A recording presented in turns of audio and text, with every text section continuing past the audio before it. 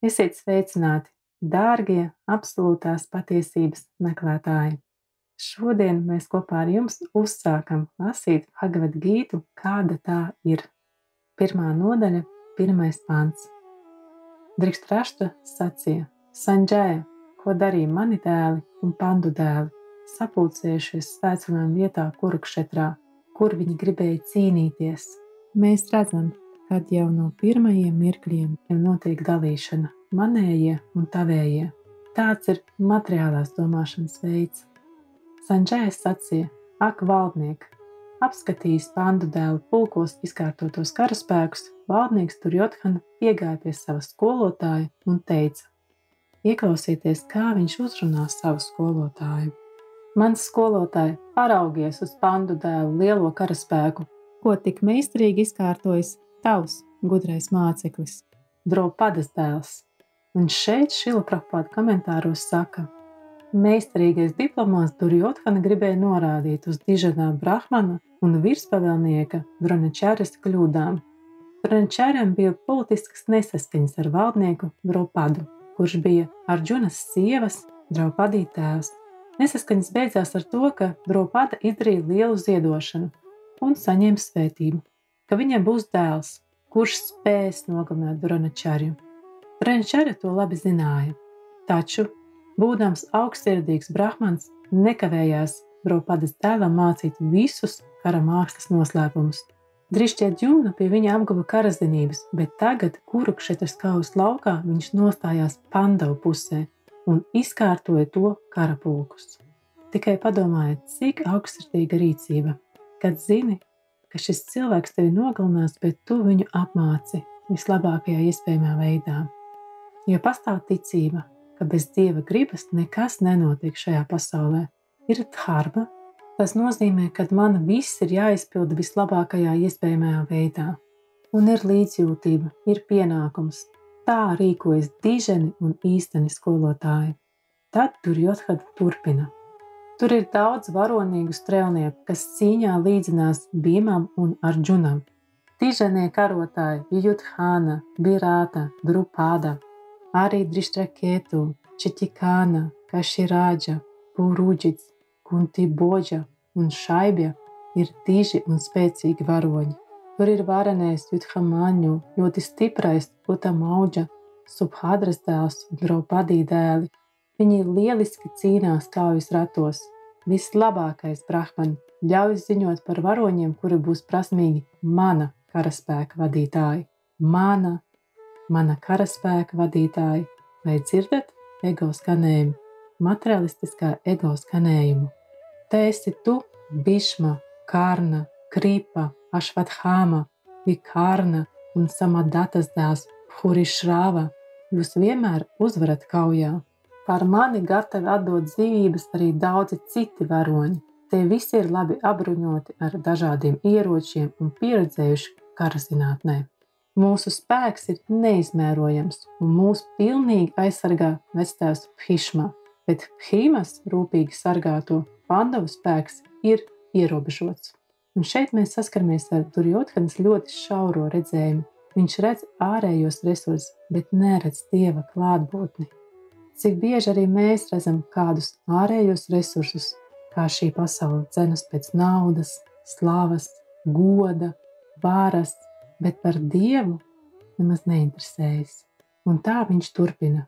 Tagad jums visiem no savām kaujas vietām jāatbalsta vectēvs Bhišma. Tad varenais un drošsirdīgais kuru dzimtes cilstēvs, kaujinieku vectēvs Bhišma skaļi pūta gliemežnīcu. Tā skanēja kā lauvas rēciens un Duryodhanas sirdī ielija prieks. Šeit Duryodhana domā, ka Bhišma, fiziski atrodoties viņa pusē, atteiksies no visa viņa dēļ. Tā patiešām notiek. Dažreiz mēs nonākam pilnīgi pazemojošās situācijās, bet kam pieder mūsu sirds? Un jūs zināt, kam piederēja vectēva Bhišmas sirds. Pēc tam pēkšņi ieskanējās visas gliemežnīcas, bungas, taures un ragi, radot pērkonīgu dārdoņu. Lauku otrā pusē baltos zirgos iejuktos kaujas ratos stāvēja Krišna un Arjuna. un pūta savas pārpasaulīgās gliemežnīcas.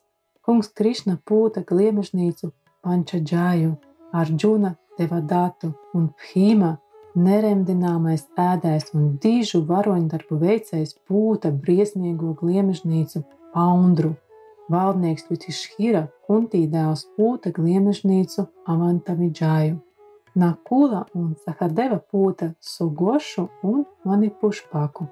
Diženais strēlnieks Kašī valdnieks, varenais karotājs Šihandi, Trištadjumna, Virāta, neuzvaramais Šatkājī, Draupadī dēli un pārējie, mans valdnieki, arī stiprinieks Subhadras dēls, visi pūta savas gliemežnīcas.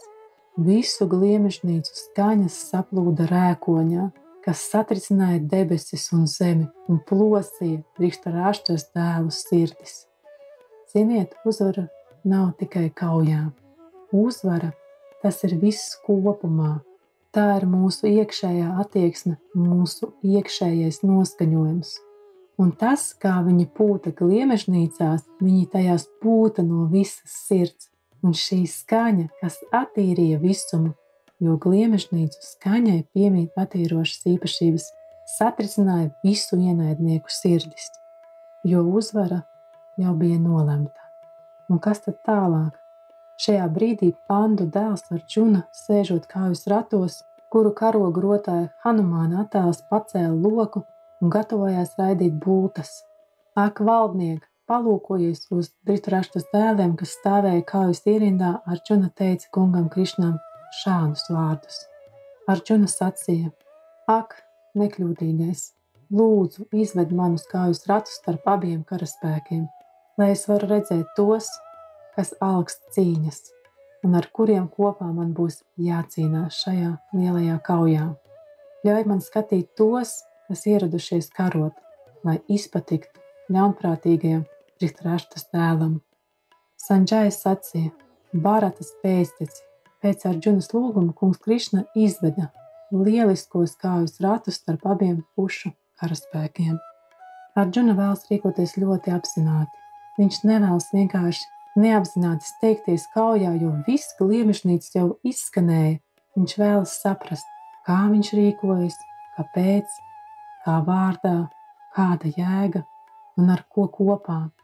Paskatīties, cik viņš ir personisks. Pats Bhagavad Gītas sākums ir Arģuna Višada joga, Arģunas izmisuma joga.